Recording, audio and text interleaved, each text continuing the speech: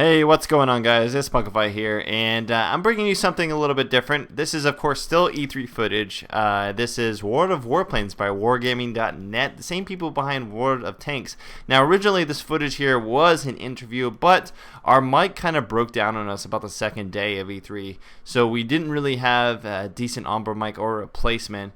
And so the audio didn't really come out how I wanted it to, and I decided that instead of just scrapping it all, I would go ahead and do a dub over so you guys could still learn about World of Warplanes, still see footage, but actually understand what was being said. So as you can see there, that was the general interface for picking your plane and upgrading it. It's almost identical to World of Tanks, actually. In fact, they did this on purpose because they kind of wanted it to be familiar for people who are familiar with World of Tanks. You know, have the same interface, the same upgrading structure, etc. And in fact, it uses the same currency of World of Tanks. You can actually use your World of Tanks currency, both gold, the in-game gold, and as well as the currency that you can put in real money for, to actually upgrade your stuff. So if you have surplus of that left over for World of Tanks, they stress that you could be able to bring that over not only into World of Warplanes, but any future game Wargaming.net actually produces. So as you can see here, we're kind of waiting for a battle to start. All of this is very similar to kind of World of Tanks, and that you know, queue yourself up, you wait for an actual group to form in your bracket, making sure that the planes that you fight against are balanced. You're not fighting jets versus biplanes or jets versus propeller planes. Each plane has its own tier, and these tiers are grouped up into fighting tiers that actually matches you. So you'll never be matched up against a plane that's out faster and fires more bullets, etc. So the interface itself, though, is extremely similar to World of Tanks, and they really stressed that they wanted to be kind of like the Battle.net of Russian. Basically, they wanted to be Battle.net with their system, in that they wanted it to be accessible by anybody, have all their games under one roof or one username and password, and be able to spread out your currency or your money through all three games using one interface. So as you can see here, we've now transitioned into an actual match. As you can see, it's starting down from 30 seconds is what it originally starts from.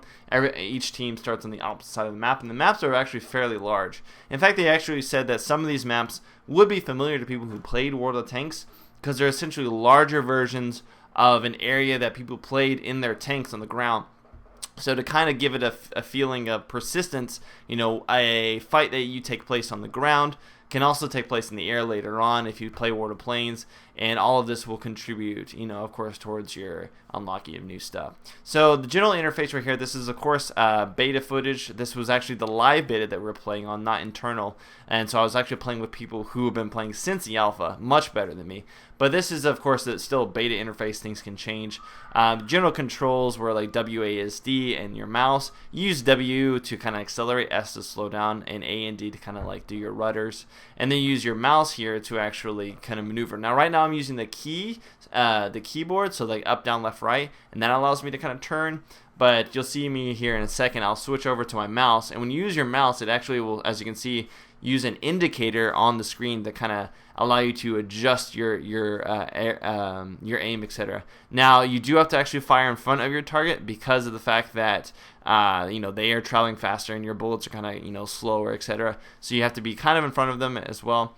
And as you can see, you can already kind of tell where I'm taking damage from. I'm already actually on fire, and just like World of the Tanks, when you catch on fire, when you take damage in certain areas, you are able to, actually take more damage or be disabled in some way. So, for example, right there, my oil tank or my fuel tank was on fire. It actually caused me to take a lot of damage, down to half HP. If you take damage in something like your steering or your engine, you'll go slower. You'll steer slower. All these things need to be taken into account. And as you can see here, I'm going to be taken out quite easily due to the fire. So once you're out of the game, just like World of Tanks, you are out for this particular plane. Now, of course, you can actually swap out of this and go to a different plane and start a new game if you have the planes available. And also, you can go into spectator mode as well.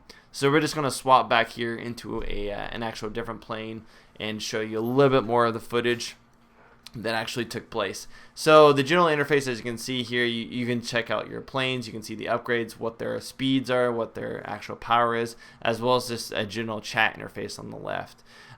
They're still tweaking things like being able to maneuver and how you're going to actually fly around and, you know, change things. One thing I did particularly find difficult is making sharp turns and kind of just keeping with your target.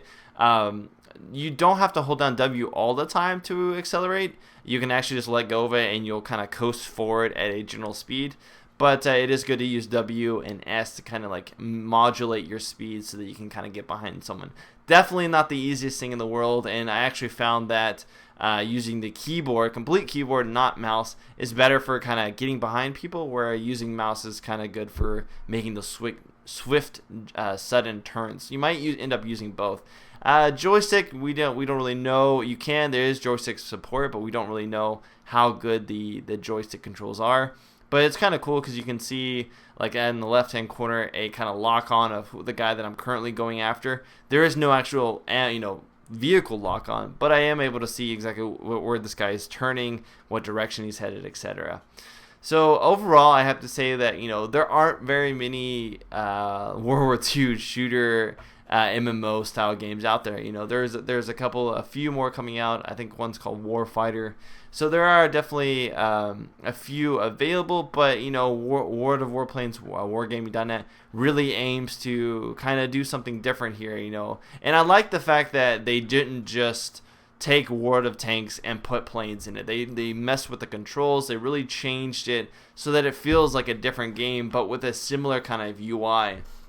So I felt like I was really experiencing something different. It wasn't as tactical as World of Tanks. It was much faster games. The games didn't last as long at all because, you know, you're constantly flying around, you're constantly shooting at someone, but there's still that element of skill, because as you can see, I'm not doing too well. And if you're not familiar with the game, then you're definitely going to have a little bit of a hard time. Matchmaking, we haven't really heard anything about that, how the matchmaking, if there's going to be improvements to that at all. But given the fact that beta has a smaller pool of players, those that are more dedicated to the game, don't take any of my failings here as face value. So as you can see here, we're just kind of flying around trying to get behind a target here. The closer the target is, the more distinct that red little arrow will become. As you can see, those are all the red arrows of my enemies around the area. And the orange arrow, which you don't see right now, would be like my lock-on target, the person that I distinguish as the person that I was going to go after. You can see between the two circles here, on the left circle is my speed, the right circle is my altitude. You can fly low to the ground and kind of, you know, try to outmaneuver people. I found that being higher ends up being better just in the start, because being low to the ground makes you an easy target to actually take out there. So, of course, I went down again, but we're actually going to kind of do a little spectating mode here to check out some of how everybody else is doing.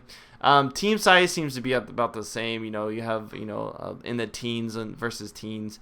I don't know if there's a definitive number that's been set yet, but you can see something like, 16 players versus 16 players in the year. And the maps are absolutely huge.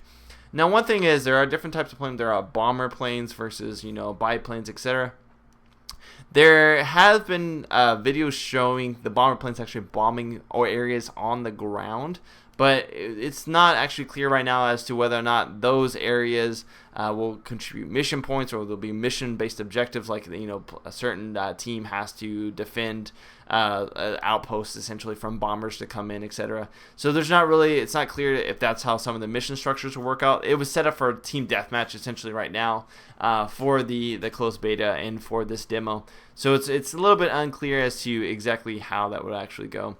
But as you can see here, this guy on the screen is doing a lot better than me, and he's able to actually maneuver quite well behind his target here. Although not having full control and not being behind the target all the time, with a little bit of finesse, you're able to do quite a decent job of actually getting behind the target. And because of the fact they're in planes, when you're on fire, you're taking a lot of damage.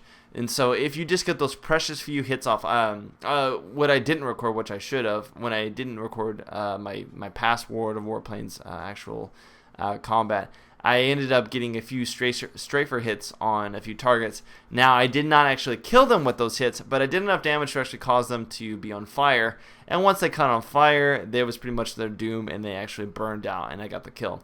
So it was nice to actually see that here. And as you can see here behind, we have another target, and he's coming behind here and getting a couple good hits off.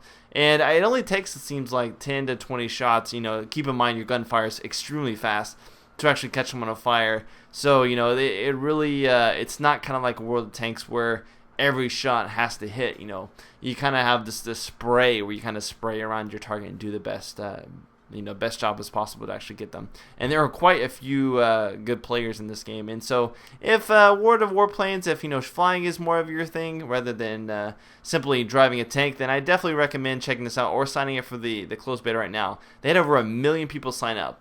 But anyways, this is all for now. This is MMOHut. I'll see you guys later.